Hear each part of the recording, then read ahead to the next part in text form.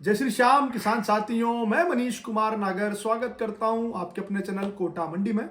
किसान साथियों, दिनांक है 15 दिसंबर, रविवार अवकाश का दिन है साथियों। आज एक लाइन बड़ी याद आ रही है साथियों, हम तो डूबेंगे सनम, तुम्हें भी साथ लेकर डूबेंगे। ये बात शुरुआत करने जा रहा हूं साथियों। आज इसमें समीक्षा नहीं करूंगा, समीक्षा करूंगा अगर तेजी कहूंगा मंदी आ जाती है तो भी गाली पड़ेगी, तेजी कहूंगा और तेजी आ जाती है तो भी साथियों ये बोला जाएगा हमको पहले से पता था कि तेजी आएगी, तो उसमें भी कोई बड़ी बात नहीं है।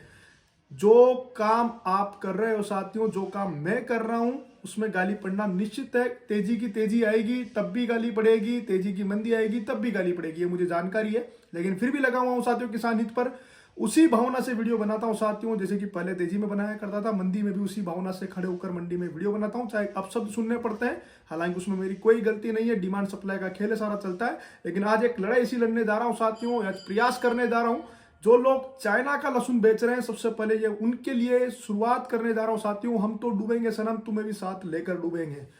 आप एक बात बताइए साथियों, हमने सबने ट्वीट कर लिए, नतीजा सबके सामने है। क्या नतीजे आए हैं? बार बार रोक लगती है, बार बार वापस से चाइना का लहसुन आके परेशान करने लग जाता है। कल की बात कर रहा हूं साथियों, हमारे हाड़ौती में रामगंज मंडी में ही 10 कट्टे बिकने के लिए आए थे। खबर आपको दिखा रहा हूं, देखिएगा, प्रयास कीजिएगा। यहाँ पर किसानों ने विरोध किया, व्यापारियों ने विरोध किया, तो नहीं बिका, जब्त हो गया। तो साथियों, क्या चाइना से 10 कट्टे ही थोड़ी ना आए थे बिकने के लिए? हो सकता है आसपास के गोदामों में और लहसुन रखा हो। तो यही कंडीशन हर मंडी की है। जिस जिले में लहसुन पर्याप्त मात्रा में होता है, कोटा राजस्थान में साथियों, मैं यहां से आता हूं तो यहीं की बात करूंगा, जहां पे पर्याप्त मात्रा में लहसुन होता है साथियों, ये यहीं बिकने के लिए आ गया है। तो अब आप सोचिए, जहां नहीं होता होगा वहां तो कितना बिक रहा होगा। या हो सकता है इनकी खुली चेतावनी हम लोगों को दी जा रही हो, देखो आपके जिले में आके यहाँ के बेच रहे हैं, आप क्या क्या उखाड़ लोगे। तो साथियों, हमें करना क्या है? मैं आपसे नहीं कह रहा साथियों, बिल्कुल नहीं कहूंगा कि आप लोग इनको जूते मारो, आज जहां पे चाइना का लहसुन बिक रहा है उस चाइना के लहसुन को आग लगा दो। मैं नहीं कर रहा साथियों ये चीज, आप खुद समझदार है कि आपको क्या करना है। ट्वीट तो हम कर ही रहे हैं साथियों।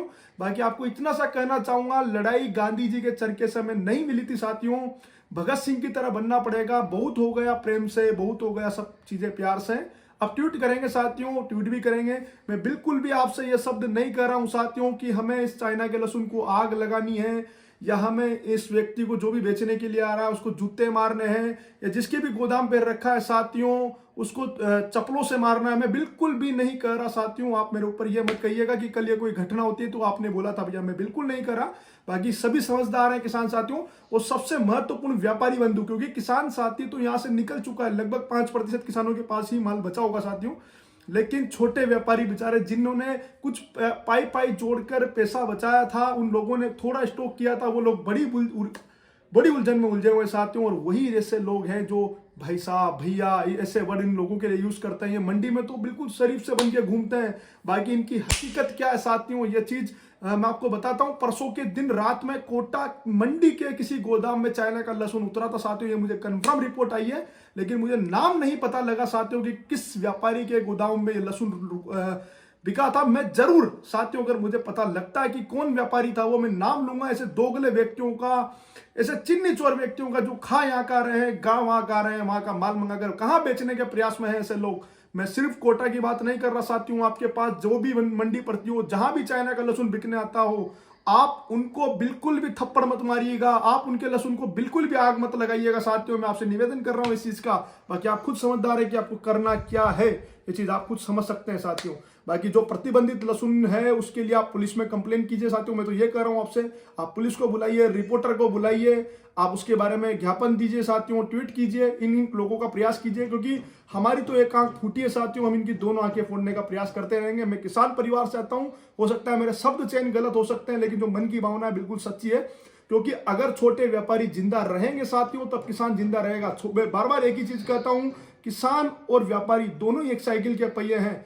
इसका सबसे बड़ा उदाहरण मैं आपको देता हूं साथियों। जब चाइना का लहसुन बहुत भारी मात्रा में आ रहा था, तब मैंने वीडियो बनाना मंडी से बंद किया था। सभी लोग प्रदर्शन कर रहे थे। जब मंडी बंद कराने की बात आई थी साथियों, तो अच्छे व्यापारी हमारे साथ गए थे और मंडी बंद करवाई थी। क्योंकि किसान के लिए तो मैं फिर एक ही बात बोलूंगा, बार बार आप गालियां देते हो मुझ में, कितने किसान उस दिन आए थे साथियों, ये जो वहां के सांगोद के कोई किसान आए थे, अंता उधर से कोई 2-4 किसान आए थे, कोई खेड़ा के, आकेड़ी के, इधर के कोई मेहता समाज के हमारे कोई किसान आए थे। तो ऐसे ऐसे किसानों ने थोड़ा सा प्रयास किया। लगभग 30-40 किसान गिनती के साथियों, वो लोग जब इकट्ठे हुए थे तो व्यापारियों ने साथ दिया था, तब जाके मंडी बंद हुई थी।